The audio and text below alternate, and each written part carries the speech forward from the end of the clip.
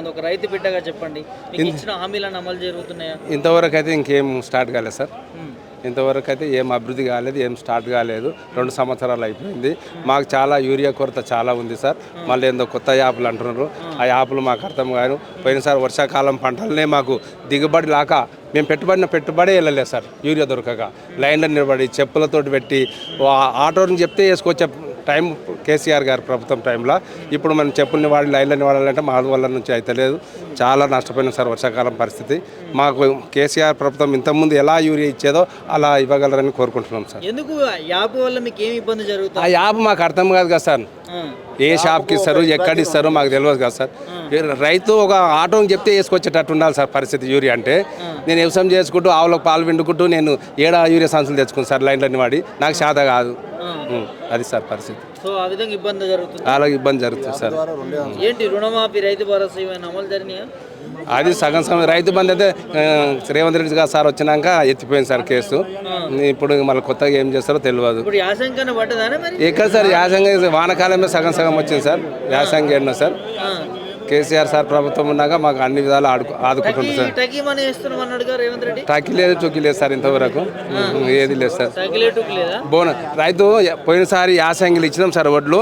రైతు బోనస్ అన్నారు. 500 చూసుకొని ఇచ్చినాం. నాకు 30,000 రావాలి. ఇంతవరకు రాలేదు సార్. ముఖ్యమంత్రి అబద్ధం చెప్తున్నా, మీరు అబద్ధం చెప్తున్నారా? సార్ నాకు బ్యాంక్ అకౌంట్ ఖాతా ఇస్తా సార్. చెక్ చేసుకోండి. నేను అబద్ధం చెప్తే రైతు బోనస్ పడితే నా అకౌంట్ నేను ఇస్తా, మీరు చెక్ చేసుకోవచ్చు. మీటింగ్ పెట్టిండుగా, పెద్ద మీటింగ్ విన్నారా? ఏమంటున్నా ముఖ్యమంత్రి? రైతు బోనస్ పడ్డది అంటున్నాడు, అది పడుతుంది అంటున్నాడు. కానీ అది ఏం సక్సెస్ అయితే లేదు సార్. ఇప్పుడు కూడా రైతు భరోసా కూడా ఎంత సాగు చేస్తారో అంతనే ఇస్తామని అంటున్నారు. అది అయితే సరైన సక్సెస్ అయితే కష్టము. అదేమన్నా కేసీఆర్ పట్టుకొని చావు అది ఇది అని అంటున్నాడు ముఖ్యమంత్రి. భాష అది కరెక్టేనా? అది చాలా బాధాకరమైన విషయం సార్. ఆ సార్ ఒక దేవుడు లాంటి మనిషిని అలా అనడం అయితే మంచిది కాదు సార్. అంటున్నాడు మరి అధికారం రానియను, అది చేయను అంటే శాశ్వతమా ఒకరికి అధికారం అనేది? కాదు, నిర్ణయం ఉంటుంది కదా. శాశ్వతం కాదు సార్. చాలా బాధ కలిగిస్తుంది సార్ ప్రజలకు కేసీఆర్ తిట్టడం. ఎందుకు తిడుతున్నాడు మరి ముఖ్యమంత్రి? ఈ బోనసులు, రైతు భరోసాలు ఇవన్నీ అడుగుతారు కదా సార్ జనాలు. ఏది అడగొద్దని ఆయన బాధ. ఇస్తా అన్నారు కదా హామీలన్నీ అమలు చేస్తాం. అప్పుడు ప్రభుత్వం అధికారం రానికి ఎన్నో చెప్పారు సార్, వచ్చిర్రు. ఇప్పుడు అది సాధ్యం అయ్యడం లేదు సార్. సాధ్యం కావట్లేదా? లేదు సార్. మరి ఇస్తున్నామంటారు 6 గ్యారెంటీలు మేము రైతులకు అందజేస్తున్నాం. ఏం సార్ 6 గ్యారెంటీలు ఏడొచ్చినాయి సార్. ఇప్పుడు ముసలోళ్ళకు పింఛన్ 4,000 అన్నారు. 2,500 గృహలక్ష్మి ఇస్తామన్నారు.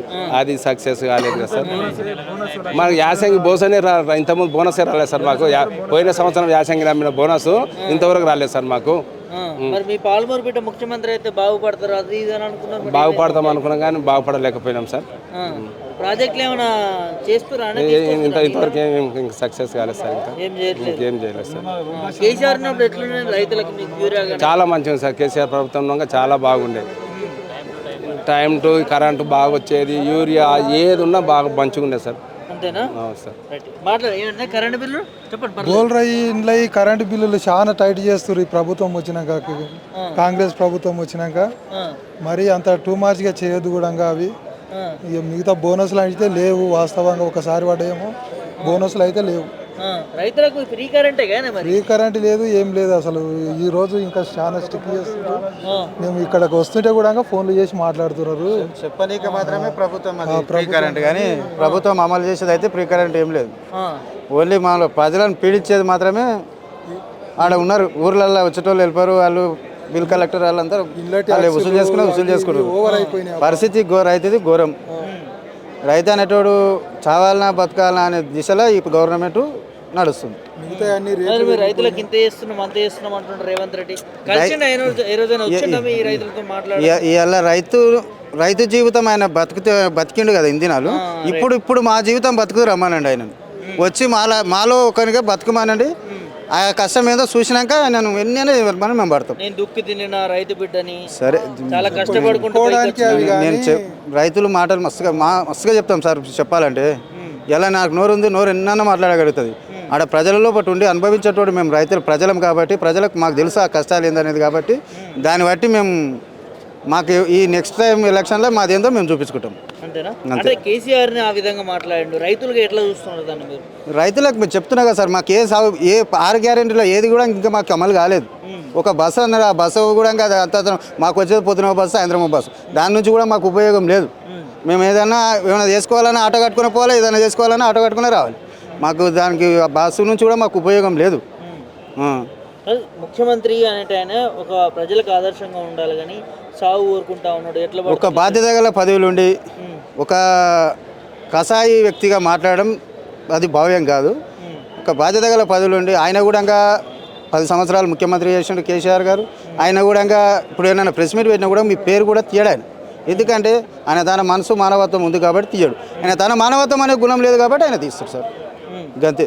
ఎప్పుడైనా చూసారు అట్లా ఇప్పుడు ఈ ఇంచుమించు లేదు అన్న చంద్రబాబు ఎన్టీ రామారావు పేరు నుంచి కూడా ఇప్పటిదాకా కూడా ఎవరు ఒక మాట వేరే ముఖ్యమంత్రిని కాదు కింది స్థాయిలో ఉన్న వాళ్ళని కానీ ఒక మాట అనేది లేదు. ఈయన మొత్తం నరికేస్తా పీకేస్తా తొండలిస్తా అవే సార్ ఉన్నదే గది. ఏమంటారు జనాలు, ఏమంటారు రైతులు, జనాలు ఏమన్నా అనేది ఎలక్షన్లో చూపిస్తారు సార్. నెక్స్ట్ ఎలక్షన్లో చూపిస్తారు. ఏ ఎలక్షన్ వచ్చినా కాంగ్రెస్ 10 సంవత్సరాలు రేవంత్ రెడ్డి ముఖ్యమంత్రి. అది మనము ఆల్రెడీ మనం వేసుకుంటూ వస్తుంది, ఫోటో టీవీలో వస్తుంది, అన్నిట్లో వస్తుంది, ప్రజల్లో పాటు ఉంది, ఏముందో అది చూపిస్తాం నెక్స్ట్ ఎలక్షన్. 15 సంవత్సరాలు నేనే ముఖ్యమంత్రిగా ఉంటాను. 20 సంవత్సరాలు ఉన్నా బాధపడేది ఏం లేదు సార్. మాకైతే మాకు ఎవరు వస్తారు అనేది మేము చూపించుకుంటాం.